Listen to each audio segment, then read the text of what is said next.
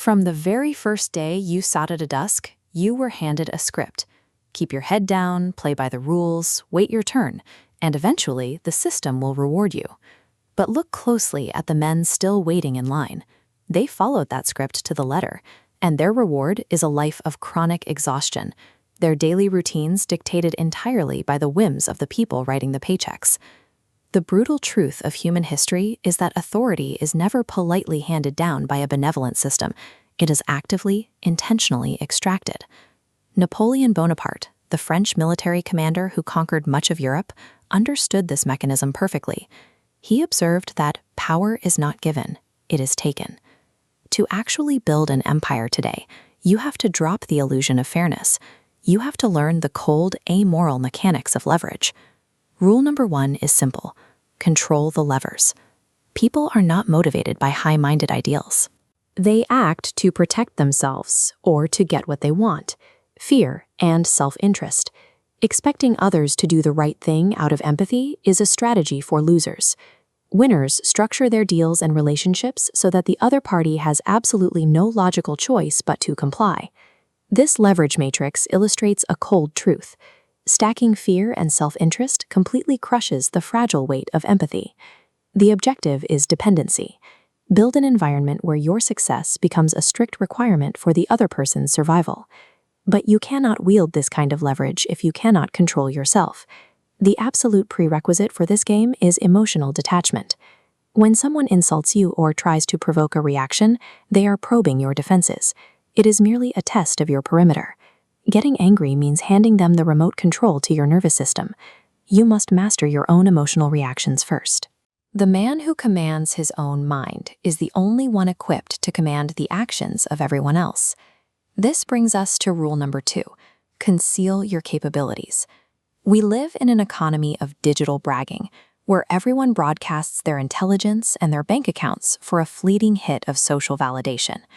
Robert Greene, a modern author known for analyzing strategy and manipulation, codified the defense against this in his famous first law: never outshine the master.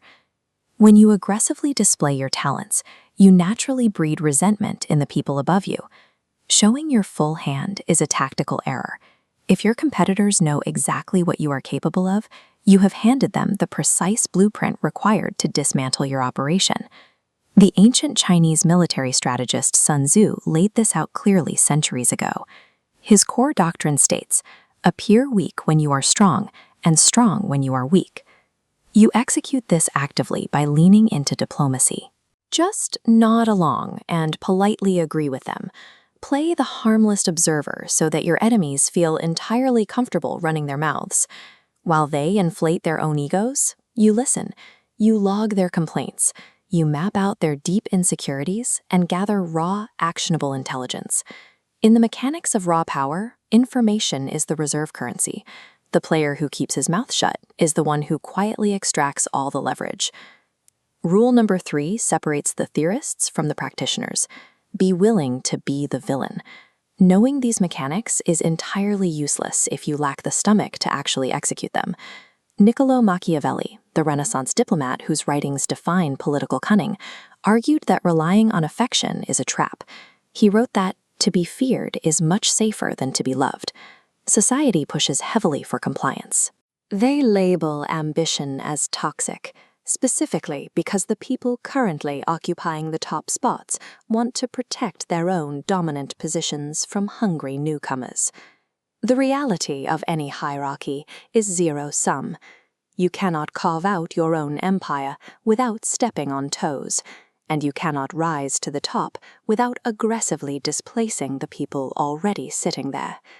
People will call you cold. They will call you arrogant. Bearing the weight of those negative opinions is simply the mandatory tax you pay for taking the throne. True power demands the discipline to let your rivals believe they are winning the game, right up until the exact moment you destroy them. Remove the emotion from it.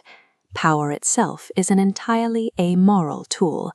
Hand it to a weak man, and it is destructive. Hand it to a disciplined mind, and it builds lasting empires. You are facing a stark ultimatum. You can close this video, go back to sleep, and let the world dictate your absolute ceiling. Or you can wake up, study the board, and start moving the pieces. To survive the psychological warfare this path requires, you will need a specific type of armor.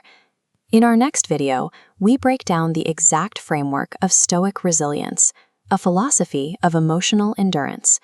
Subscribe if you are ready to build that empire. If not, stay out of the way.